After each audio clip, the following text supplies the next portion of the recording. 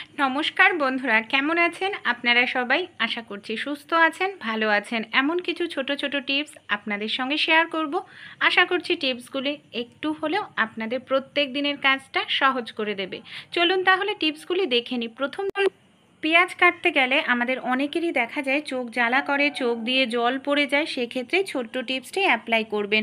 যখন আপনারা পেঁয়াজ কাটবেন, একটি পাত্রের মধ্যে জল নিয়ে নেবেন। পেঁয়াজটার নিচের দিকের অংশ কেটে এই পাত্রের জলে আপনারা পেঁয়াজটাকে 1-2 সেকেন্ডের জন্য ভিজিয়ে রেখে দেবেন। পেঁয়াজের রসটা জলের সঙ্গে মিশে যাবে। এর ফলে কিন্তু আপনারা যতই অনেকটা পরিমাণ পেঁয়াজ কাটুন না কেন, আপনাদের চোখ জ্বালা করবে না। আর জলের মধ্যে কয়েক সেকেন্ড ভিজিয়ে রাখার কারণে পেঁয়াজের যে খোসাটা আছে একেবারে নরম হয়ে যায়। এমনকি খুব দ্রুতই আপনারা পেঁয়াজের খোসাটা কিন্তু ছাড়িয়ে নিতে পারবেন। দেখুন কত সহজেই পেঁয়াজের খোসাটা ছাড়ানো হয়ে গেল।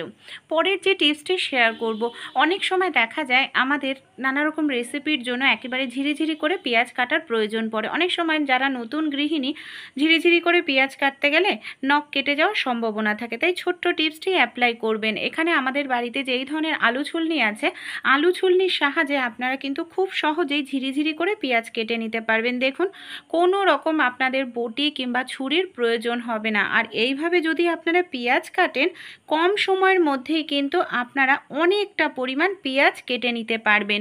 দেখুন আমি আপনাদের কেটেও কিন্তু বন্ধুরা দেখাচ্ছি, একেবারে ঝিরিঝিরি কাটা হবে। আর খুব দ্রুত আপনারা এই পদ্ধতিটি অ্যাপ্লাই করলে পেঁয়াজ কেটে নিতে পারবেন।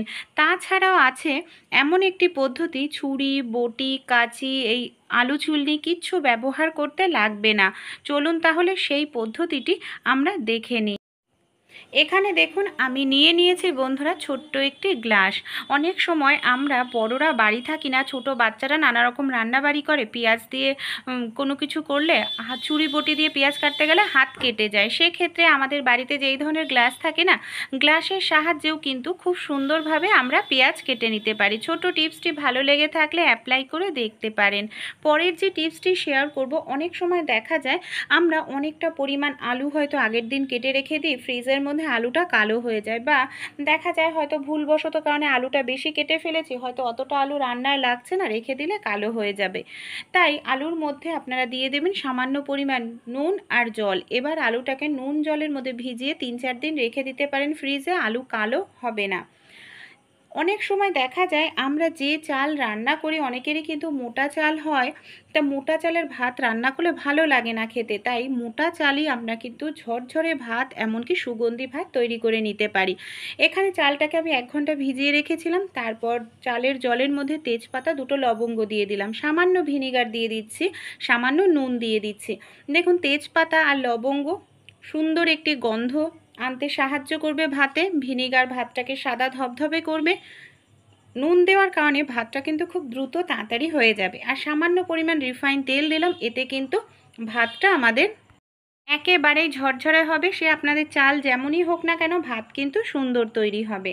পরের যে টিপসটি শেয়ার করব, আদা আমরা কম বেশি প্রত্যেকেই খাই, কিন্তু এইভাবে ছুরি বটি দিয়ে আদা ছুলতে গেলে আদার সঙ্গে বেশ কিছুটা আদার খোসার সঙ্গে আদা নষ্ট হয়। তাই এইভাবে একটি চামচের হ্যান্ডেল দিয়ে যদি আমরা আদাটার খোসাটা ছাড়াই, তাহলে কিন্তু খোসার সঙ্গে একটু আদাও নষ্ট হবে না। আর খুব দ্রুতই আমরা আদাটার খোসাটা ছাড়িয়ে নিতে পারবো।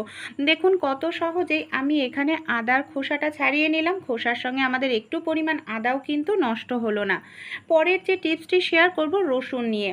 অনেক সময় দেখা যায় রসুন ছাড়াতে না আমাদের অনেকটা সময় লেগে যায়। ছোট্ট টিপসটি অ্যাপ্লাই করবেন, রসুনের যে নিচের দিকে শেকড়ের অংশটা এইভাবে একটু কেটে নেবেন।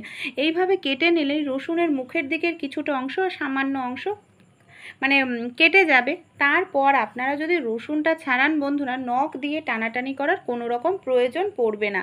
দেখুন কত সহজে রসুনটা আমাদের ছাড়ানো হয়ে যাচ্ছে। যেহেতু মুখের অংশটা কাটা রয়েছে, এর ফলে নখ দিয়ে টানাটানি করার প্রয়োজন পড়ছে না। আর এইভাবে যদি আপনারা রসুন ছাড়ান, কম সময়ের মধ্যেই কিন্তু আপনারা অনেকটা পরিমাণ রসুন ছাড়িয়ে নিতে পারবেন। আপনাদের নখটাও পরিষ্কার থাকবে, সেই সঙ্গে কিন্তু আপনাদের কাজটিও খুব দ্রুত হয়ে যাবে। ছোট্ট টিপসটি আপনারা অ্যাপ্লাই করে দেখতে পারেন। আশা করছি টিপসটি আপনাদেরও কাজে লাগবে। অল্প পরিমাণ আদা মিক্সিতে পেস্ট করতে গেলে ঠিকঠাক মতো পেস্ট হয় না, তাই এরকম ধরনের মোটা কোনো পলিথিন নিয়ে নেবেন। অবশ্যই মোটা পলিথিন নেবেন, গ্রেটারের ওপর রেখে ধীরে ধীরে আদাটাকে ঘষবেন, কিন্তু ধীরে ধীরে। দেখুন ধীরে ধীরে আমি আদাটাকে ঘষে নিচ্ছি। আমি চায়ে ব্যবহার করার জন্য সামান্য পরিমাণ আদা কত সুন্দরভাবে পেস্ট তৈরি হয়ে গেল, দেখতে পাচ্ছেন কোনো রকম দানা দানা ভাব নেই। পরের যে টিপসটি শেয়ার করব, বর্ষাকালে অনেক সময় দেখা যায় লঙ্কা খুব তাড়াতাড়ি সাদা ফাঙ্গাস ধরে যায়, নরম হয়ে যায়। সেক্ষেত্রে বর্ষাকালে অনেক সময় রোদ্দুরও ওঠে না, আর শুকনো লঙ্কাগুলো কিন্তু নষ্ট হয়ে যায়। আমরা যখন ভাত রান্না করি বা তরকারি রান্না করি, গ্যাসের দুপাশেই রান্না করি, মাঝখানটা কিন্তু গরম থাকে, লঙ্কাটা দিয়ে রাখবেন, ফাঙ্গাস দূর হয়ে যাবে।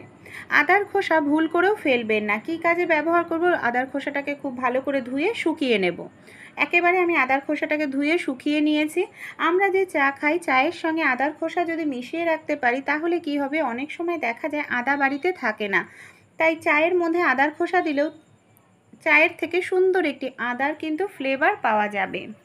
পরের যে টিপসটি শেয়ার করব, আমরা যখন ঘর মুছি, আমাদের বাড়িতে এমন অনেক ধরনের ফার্নিচার থাকে যেখানে আমাদের হাত পৌঁছায় না, সেখানে নোংরা জমে থাকে, সহজে মোছা যায় না। ছোট্ট টিপসটি অ্যাপ্লাই করতে পারেন। আমাদের বাড়িতে যে এই ধরনের অনেক স্যানিটারি প্যাড থাকে, স্যানিটারি প্যাডগুলো হয়তো ডেট এক্সপায়ার হয়ে গেছে, কোথাও হয়তো কোনা কাঞ্চিতে পড়েছিল, ইউজ করা হয়নি, সেরকমই একটি প্যাড দেখুন ওইখানে আমি টুকরো করে কেটে নিয়েছি। এবার আমি একটি হ্যাঙ্গারের এক সাইডে আমি প্যাডটাকে এইভাবে লাগিয়ে দিলাম, দেখতে পাচ্ছেন আঠাটা দু সাইডে এইভাবে লাগিয়ে দিয়েছি। এবার কিভাবে ব্যবহার করব, যে ফার্নিচারের ভেতরে আমাদের হাত পৌঁছায় না সহজে, সেই সব জায়গায় যে নোংরাগুলো আছে খুব সহজেই কিন্তু আমরা বের করে নিতে পারি। দেখুন এইভাবে টান দিলে ভেতরের যে নোংরা কত সহজেই চলে আসছে। এমনকি এমন অনেক ফার্নিচার থাকে যেগুলো সরানো নড়ানোই করা যায় না। তাই ছোট্ট টিপসটি অ্যাপ্লাই করে আপনারাও দেখতে পারেন। পরের যে টিপসটি শেয়ার করব, আমাদের বাড়িতে যে এই ধরনের রেজারগুলো থাকে না, অনেক সময় দেখা যায় এক দুবার ইউজ করার পরই রেজারটার ধার কমে যায়। তাই এই ধরনের কোনো নতুন ধরনের স্কচব্রাইট নিয়ে এইভাবে স্কচব্রাইটের ওপরে রেজারটাকে আপনারা এইভাবে ঘষতে থাকবেন। স্কচব্রাইটটা নতুন হওয়ার কারণে দেখবেন রেজারের ধারটা কিন্তু খুব সহজেই চলে এসছে। পরের যে টিপসটি শেয়ার করব, যখন কোনো শার্ট বা গেঞ্জি কেনা হয়, এই ধরনের কিন্তু যে ফোমগুলো হয় সেগুলো আসে, তো এগুলোকে আমরা অনেক সময় ফেলে দিই। দেখুন আমি ওয়াইপারের মধ্যে এইভাবে ফোমটাকে জামা কাপড়ের ক্লিপের সঙ্গে আটকে নিচ্ছি। এটার সাহায্যে আমরা খুব সহজেই কিন্তু ঘর মুছে নিতে পারবো। আর এই ফোমটা খসখসে হওয়ার কারণে মেঝেতে যদি কোনো নোংরা লেগে থাকে, দাগ ছোপ থাকে, খুব সহজেই পরিষ্কারভাবে উঠে যাবে, আর আমাদের নিচু হয়ে ঘর মোছার প্রয়োজন পড়বে না। তাছাড়া আপনারা রান্নাঘরের দেয়ালটাকেও এর সাহায্যে খুব সুন্দরভাবে কিন্তু মুছে নিতে পারবেন। সামান্য একটু লিকুইড ডিশওয়াশ দিয়ে নিলে একদম টাইলসের দেয়াল নতুনের মতো চকচক করবে। দেখুন কি পরিমাণে নোংরা ছিল, আমি খুলেও আপনাদের দেখাবো।